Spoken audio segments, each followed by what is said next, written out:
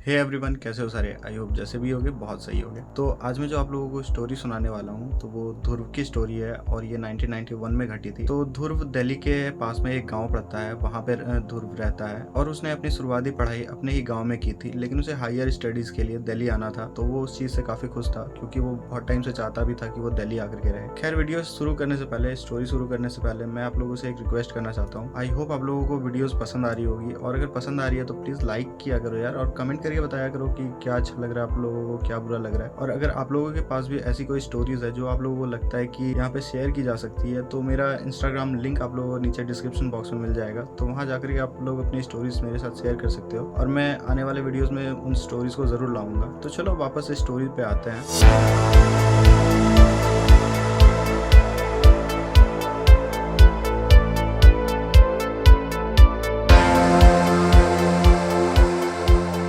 तो जैसा कि मैंने बोला कि ये ध्रुव की स्टोरी है और ये 1991 में घटी थी। तो ध्रुव ने जैसे ही अपना शुरुआती पढ़ाई ख़त्म किया और उसे कॉलेज के लिए एडमिशन लेना था, तो वो दिल्ली आ गया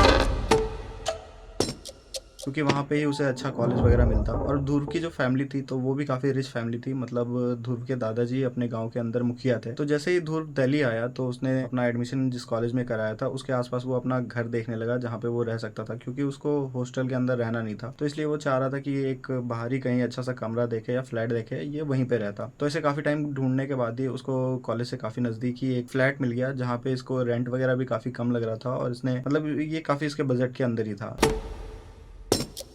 और वो फ्लैट 1 BHK का था, मतलब उसका फ्लैट ऐसा था कि इसका जो रूम था तो ये सबसे आखिर में था। ये 7 मंजिले का बिल्डिंग था और इसका जो फ्लैट था वो सबसे आखिर में था। 7वां वाला जो मंजिला था उसके ऊपर इस फ्लैट था। और इसके रूम के अंदर ऐसा था कि जैसे ही गेट से एंटर करो तो सामने एक हॉल आता था, और उसके हॉल के जस्ट साइड में एक किचन था, और इस साइड एक बाथरूम था, और बीच में फिर थोड़ा सा आगे एक रूम था। तो ऐसा इसका वो फ्लैट था। तो इसको काफ़ी अच्छा लगा, काफ़ी पसंद आया। उसने वहाँ पे रहना स्टार्ट कर दिया और अपना कॉलेज वगैरह जैसे चलता था वैसे चलना स्टार्ट कर दिया। तो 2-3 दिन ये अपने कॉलेज गया ही था। तो एक दिन इसने सोचा कि भाई आज काफ़ी मतलब 2-4 दिन से मैं यहाँ पे दिल्ली में आया हुआ हूँ और काफ़ी मतलब कॉलेज वगैरह ही कर रहा हूँ। तो ध्रुव एक दिन मन बना करके घर पे ही रह गया, और ये जिस दिन घर पे रहा तो ये काफ़ी लेट से घर पे उठा। तो जैसे ही सो के उठा, थोड़ा फ्रेश वगैरह हुआ और थोड़ा नाश्ता वगैरह करके अपने ही रूम में वापस आकर के डेस्क पे पढ़ाई करने लगा। तो थोड़ी देर इसको हुआ ही था कि पढ़ाई करते हुए, तो ऐसे ही जैसे मैं अभी बैठा हूँ तो सेम सामने समझ लो कि वो खिड़की थी और सामने डेस्क पड़ा हुआ था, और ये ऐसे करके बैठ करके अपना पढ़ाई कर रहा था। तो थोड़ा देर पढ़ाई करते करते इसको ऐसा फील हुआ जैसे कोई आकर के इसके यहाँ पे ऐसे थप से लगा है, ज्यादा जोर से नहीं,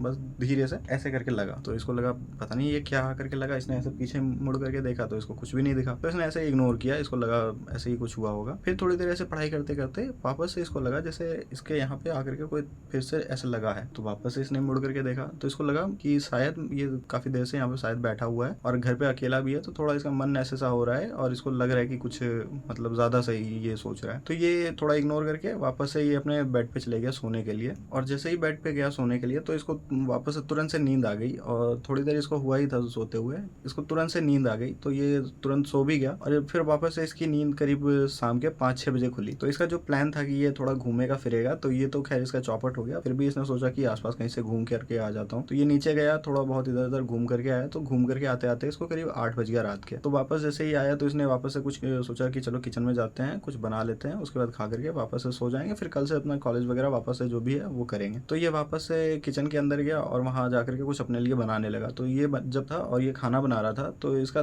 मतलब ध्यान थोड़ा सा ऐसा हुआ जैसे इसको लगा कि कोई रो रहा है घर के इसके बाहर से, इसके फ्लैट के बाहर से कोई रो रहा है।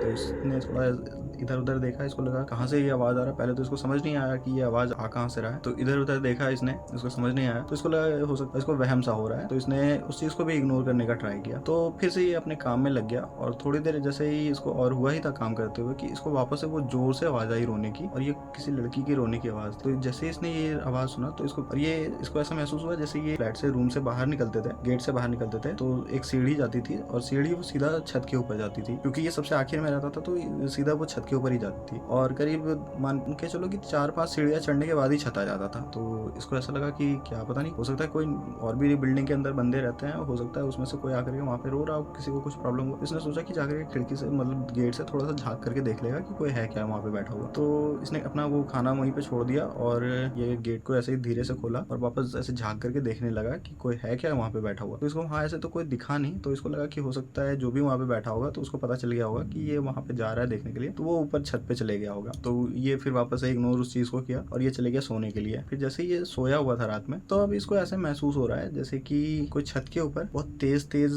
वो खरोच सा लगा रहा है और कुछ लग रहा है इसको जैसे ऊपर कोई खट खट खट खट ऐसे करके आवाज आ रहा है। मतलब इसको ऐसा फील हो रहा है जैसे छत के ऊपर बहुत तेजी से काम हो रहा है कुछ। तो इसको समझ नहीं आया कि ये आवाज अब कहाँ से आ रही है। तो इसने वापस से मतलब सोचा कि जो भी हो रहा है होने दो, ऐसे भी जब से आया है सुबह से तो इसके साथ कुछ कुछ हो ही रहा है। और इसने उस चीज को इग्नोर करने का कोशिश किया और ये अपने चद्दर को वापस से मुंह के ऊपर डाल करके सोने का ट्राई करने लगा। थोड़ी देर के अंदर ही इसको ऐसा लगा जैसे छत के ऊपर स्लीपर्स पहन करके हम चलते हैं ना, तो आवाज कैसे आती है, तो उस तरीके से इसको आवाज आई। तो फिर इसको लगा कि भाई ये क्या तरीका है, मतलब कोई भी हो सकता है, बिल्डिंग के अंदर ही इतने सारे बंदे रहते हैं, कोई ना कोई तो है जिसको कुछ तो प्रॉब्लम है भाई, जो ये इस तरह की नौटंकी कर रहा है। तो ये तुरंत अपने बेड से उठा और इसकी एक आदत थी कि इसके सारे सब जगह के लाइट बंद रहते थे, लेकिन हॉल का लाइट कभी भी बंद नहीं करता था। इसके हॉल का लाइट हमेशा ऑन रहता था। तो ये सीधा गया अपना रूम से निकला, हॉल से होते हुए जाकर के छत पे देखने के लिए चले गया कि छत पे कौन है, कोई है क्या। तो जब छत पे गया देखने के लिए तो देखा कि कोई भी नहीं है, पूरा छत सुनसान खाली पड़ा हुआ है। तो उसको समझ नहीं आया कि ये सारी आवाजें कहाँ से रही है। तो इसने मन बनाया कि ये कभी होगा तो वॉचमैन वगैरह किसी से पूछेगा कि ये चल क्या रहा है। और उस रात को ये जैसे तैसे करके सो गया। अब नेक्स्ट डे को जब ये सो करके उठा तो ये सीधा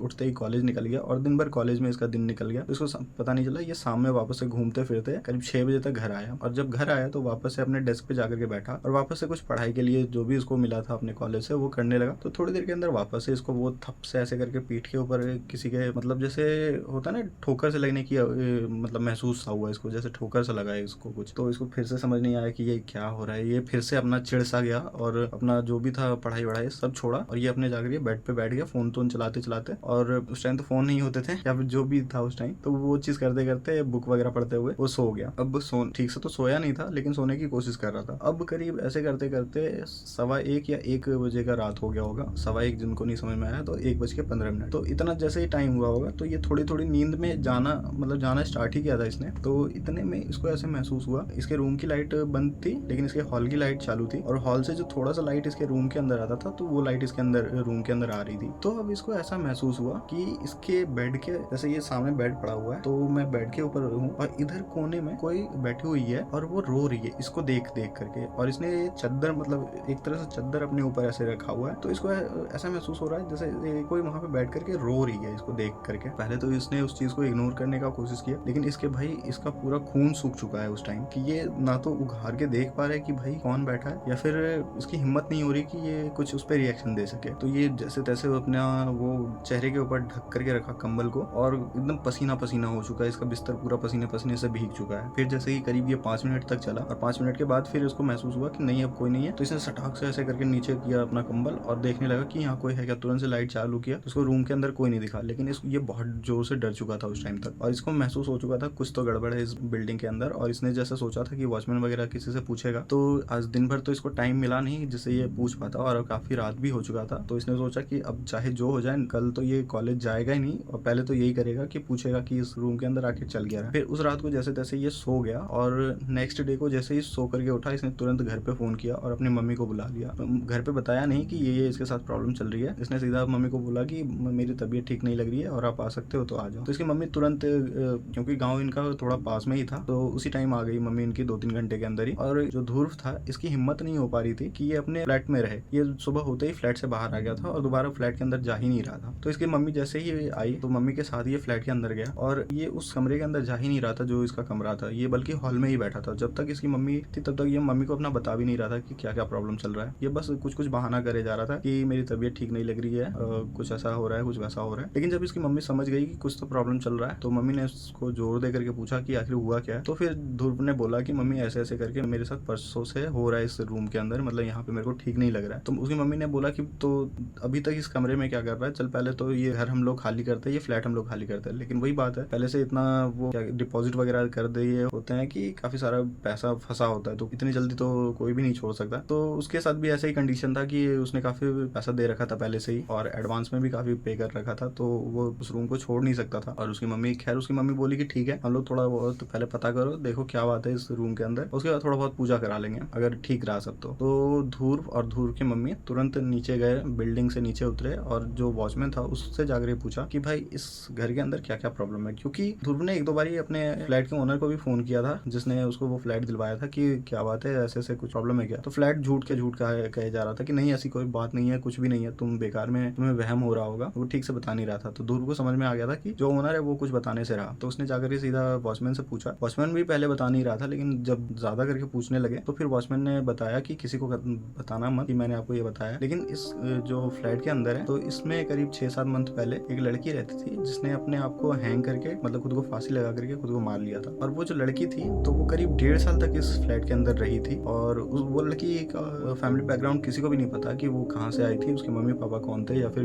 क्या था। वो बस 1.5 साल से यहाँ पे रहती थी और यहीं की एक कंपनी के अंदर जॉब करती थी। दिन भर वो कंपनी में रहती थी, शाम को अपने फ्लैट पे आती थी और उसका एक बॉयफ्रेंड था जो कभी कभी उससे मिलने आता था। लेकिन जब उस लड़की की मौत हुई थी तो पता चला था कि वो जो उसका बॉयफ्रेंड था तो वो उससे शादी नहीं करना चाहता था। लेकिन ये लड़की उससे काफी मतलब शादी वगैरह के चक्कर में थी, लेकिन जिस वजह से लड़की काफी डिप्रेशन में थी क्योंकि वो लड़का बार बार इसको मना करता था। और वो उसी से बात करने के लिए उस सीढ़ी के ऊपर जाकर के बैठ करके बात करती थी और वो वहाँ पे काफी रोती रहती थी। काफी बिल्डिंग वालों ने भी उनको देखा था वहाँ पे, उस लड़की को देखा था वहाँ रोते हुए। तो ऐसा था। और जब वो उस लड़की की वहाँ पे मौत हुई थी तो जब पुलिस वाले वहाँ पे आए थे तो उन्होंने देखा था कि उसका जो रूम है, उस रूम के अंदर उसकी डेथ हुई थी तो उसने जब फांसी लगाया था तो उसकी बॉडी ऐसे झूल रही थी और वो झूलते हुए वो जो डेस्क था तो वहां तक उसका पैर आता था। तो आप समझ रहे हो क्या मतलब ध्रुव के साथ हो रहा था। ध्रुव जैसे मतलब ऐसे बैठा हुआ है, वो बॉडी झूल रही है वहां पे और वो बॉडी आकर के उसका पैर ध्रुव के यहाँ पे लगता था, बार बार ऐसे ऐसे आकर के यहाँ पे लगता था। तो ऐसा कुछ ध्रुव के साथ हो रहा था। ध्रुव को और ध्रुव की मम्मी को जैसे ही ये चीज पता चला तो उन लोगों ने बोला भाड़ में जाए पैसा, भाड़ में जाए इतना जो हम लोगों ने एडवांस में पे कर रखा है, हम लोगों को इस घर के अंदर रहना ही नहीं है, इस फ्लैट के अंदर। और फिर ओनर को जितना खरी खोटी सुनाना था ध्रुव की मम्मी ने, और ध्रुव ने क्या ही सुनाया होगा, ध्रुव की मम्मी ने, ध्रुव के फैमिली वालों ने काफी सुनाया। और फिर बस उसके बाद वो फ्लैट ध्रुव ने तुरंत ही छोड़ दिया। और तो और उस वॉचमैन ने बताया था कि वो जो लड़की की डेथ हुई थी तो उसके घर वालों का किसी का तो पता नहीं चला था, तो उसकी बॉडी पुलिस वालों ने ही मतलब उसका अंतिम संस्कार किया। तो पुलिस वालों ने ठीक से किया नहीं होगा या फिर जो भी है, पुलिस वाले कहाँ से उनके पास इतना टाइम है कि कर करके रहेंगे, वो लोग भी थोड़ा थोड़ा ही कर देते हैं ऊपर से। तो ऐसा कुछ था। और मे बी वो लड़की ही थी जो कि मरने के बाद भी उसकी जो स्पिरिट थी, जो आत्मा थी, वो उस फ्लैट के अंदर स्टक रह गई, मतलब वो उस फ्लैट को छोड़ नहीं पाई। तो ऐसा ही था आज का स्टोरी। आई होप आप लोगों को सुनने में मजा आया होगा। ये स्टोरी मैंने इंटरनेट पे पढ़ी थी और सच बता रहा हूँ मैं ठीक से आप लोगों को एक्सप्लेन नहीं कर पाता हूँ स्टोरी, क्योंकि मैं बोल ही नहीं पाता हूँ ठीक से। लेकिन जब मैं पढ़ रहा होता हूँ ना, बहुत डर लगता है पढ़ने में। डर क्या लगता है, मतलब अंदर से मजा भी आता है और एक अजीब सा फील भी होता है पढ़ के। तो आई होप आप लोगों को सुनने में मजा आया होगा। अगर मजा आया है तो प्लीज लाइक कर देना, कमेंट करके बताना कि आप लोगों को क्या अच्छा लगा स्टोरी में, कहाँ पे आप लोगों को ज्यादा डरावना लगा। एंड अगर आप लोगों के पास भी ऐसी कोई स्टोरीज है जो आप लोगों को लगता है कि यहाँ पे शेयर की जा सकती है तो प्लीज मेरा इंस्टाग्राम लिंक आप लोगों को नीचे डिस्क्रिप्शन बॉक्स में मिल जाएगा। इंस्टाग्राम पे जाकर के आप लोग अपनी स्टोरी मेरे साथ शेयर कर सकते हो। मैं कोशिश करूंगा कि आप लोगों की स्टोरी, कोशिश की मैं 100% आप लोगों की स्टोरी नेक्स्ट वीडियो में लाऊंगा ही लाऊंगा। और आने वाला है मेरा बर्थडे, तब तक अगर 1000 सब्सक्राइबर्स की गिफ्ट दे सकते हो तो दे दो प्लीज। और मिलते हैं नेक्स्ट वीडियो में, तब तक के लिए बाय। अच्छा ऐसा मत समझना कि ये बर्थडे वाला है, मैंने आज ही अचानक से बोला। मैं करीब जब से ये हॉरर स्टोरीज बनाने स्टार्ट कर रहा हूँ तब भी मैंने पहला वीडियो पे ही बोला था कि जब मेरा बर्थडे आएगा तो देखते हैं कि 1000 सब्सक्राइबर कंप्लीट हो पाएंगे कि नहीं। ऐसे तो हो नहीं पाया क्योंकि 3 मंथ मैं ही गायब था यहाँ से। खैर अब कंसिस्टेंट रहने की कोशिश करूंगा और तब तक आप लोग भी अगर सपोर्ट करोगे तो और भी अच्छा लगेगा। और कोशिश कर रहा हूँ सारी चीज़ें इंप्रूव करने की, तो उसमें भी थोड़ा थोड़ा सा लग जा रहा है मेहनत, तो हो ही जाएगा सारा चीज़ इंप्रूव। खैर चलो इतना ही कहना था आप लोगों से और मिलते हैं नेक्स्ट वीडियो में, तब तक के लिए बाय।